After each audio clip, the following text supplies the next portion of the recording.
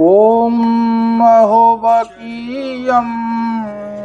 स्तनकालकूटं जिघंसयापाय पदाभ्यासाद् लेभिगतिं धात्युचितां ततोऽन्यां कम्बदयालु शरणं व्रजेम कम्बदयालुं शरणं व्रजेम। जय मां कात्यायनी। नमस्कार मित्रों, मैं पंडित डॉक्टर राम प्रकाश अवस्थी आपके समक्ष पुनः प्रस्तुत हुआ हूँ। मित्रों, आज हम समाज में प्रचलित विवाह, जिसे लव मैरिज गंधर्व विवाह कहा जाता है, उसके बारे में चर्चा करेंगे। और चर्चा में हम इस बात पर प्रकाश डालेंगे कि गंधर्व विवाह किस प्रकार से किन योगों के कारण खंडित हो जाता है और लव मैरिज नहीं हो पाता है मनुष्य का। सर्वप्रथम पूर्ववत जिस प्रकार से हमने बताया था कि पंचम भाव जो होता है वह भावना का होता है, सप्तम भाव शादी का होता है और एकादश जो भाव होता है वह मित्रता का होता है। राहु गैर संबंध बनाता है, चंद्रमा मनोगति को विचलित करता है। इस प्रकार से यानी ग्रहों का जो संयोजन होता है उसी से योगों का सृजन होता है। तो आइए देखते हैं किन ग्रहों के कारण, किन योगों के कारण प्रेम विवाह में बाधा आ जाती है और प्रेम विवाह नहीं हो पाता है। यदि पंचमेश और सप्तमेश का योग हो, परंतु यह योग दो स्थानों में हो, जैसे 6, 8, 12 में हो, विशेषकर यदि 8वें भाव में हो, तो विवाह में बहुत बाधाएं आती हैं और प्रेम विवाह नहीं हो पाता है। राहु और शुक्र का योग भी यदि 8वें भाव में बन गया हो तो प्रेम विवाह बार बार टूट जाता है। इसी प्रकार से शुक्र राहु के योग में मंगल भी साथ में बैठा हो तो ज्यादातर संबंध टूट जाते हैं। सप्तम भाव में मंगल शुक्र की युति हो और उस पर राहु की दृष्टि हो तो प्रेम प्रसंग चलते रहते हैं, परंतु विवाह नहीं हो पाता है। केतु जो ग्रह होता है वह वैराग्य का कारक है और यदि सप्तम भाव में केतु बैठ जाता है तो अलगाव की स्थिति बना देता है और प्रेम विवाह नहीं हो पाता है। इसी प्रकार से यदि पंचमेश सप्तमेश के योग पर बृहस्पति की दृष्टि पड़े तो पारिवारिक सहमति न होने के कारण प्रेम विवाह टूट जाता है और विवाह नहीं हो पाता है। इसी प्रकार से राहु मति भ्रम करने वाला ग्रह है, शक बनाने वाला ग्रह है और राहु का यदि संयोजन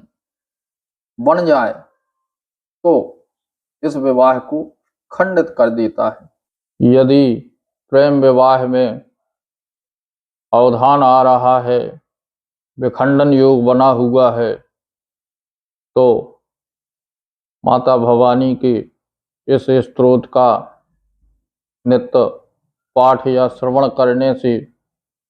आपको मनोवांछित फल की प्राप्ति होगी। तो आइए माँ भवानी और सीताराम चंद्र जी के चरणों में प्रणाम करते हुए इस स्तोत्र को बड़े श्रद्धा से श्रवण करें। यानी कठिन शिव चाप विशूरति चली राख और श्यामल मूरत प्रभु जब जात जानकी जानी सुख स्नेह शोभा गुण खानी परम प्रेममय मृदुमशिकीनी चारुचित भीति लिखलीनी गई भवानी भवन बहोरी मंदो चरण बोली कर जोरी जय जय गिरिवर राज किशोरी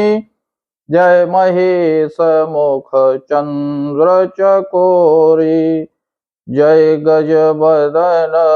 खड़ानन माता जगत जननी दामनि दुति गाता नहीं तब आदि मध्य अवसाना अमित प्रभाव वेद नहीं जाना भव भव विभव पराभव कारिणी विश्व विमोहनी स्ववस विहारणी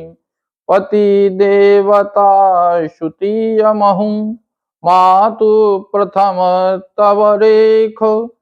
महिमा अमित न सकहीं कही सहस शारदा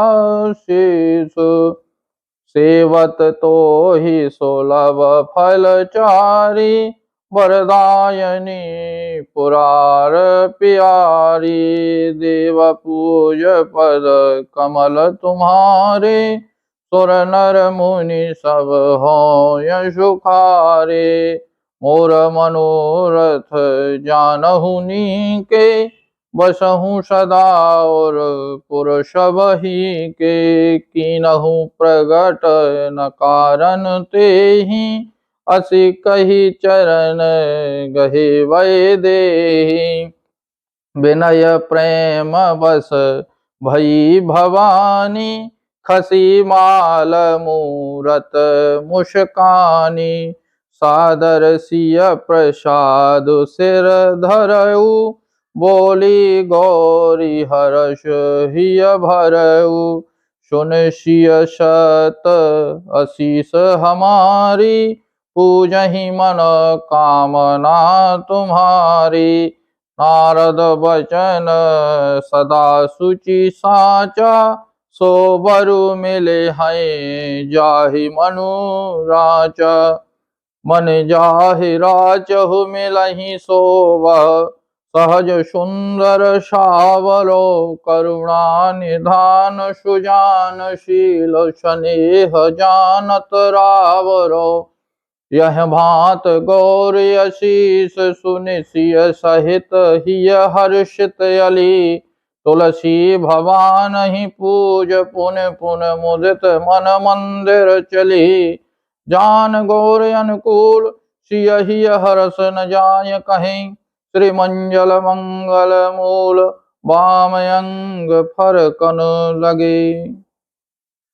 प्रिय श्यावर रामचंद्र महाराज की जय। इस प्रकार से भवानी माता की प्रतिमा के सामने एक घी या तेल का दीपक जला करके और उक्त स्तोत्र का 5 या 7 बार हो सके तो अति उत्तम 11 बार पाठ करें या श्रवण करें तो निश्चित रूप से यह जो खंडित योग बन रहा है यह पूर्ण हो जाएगा और आपको आपके मनोवांछित फल की प्राप्ति होगी।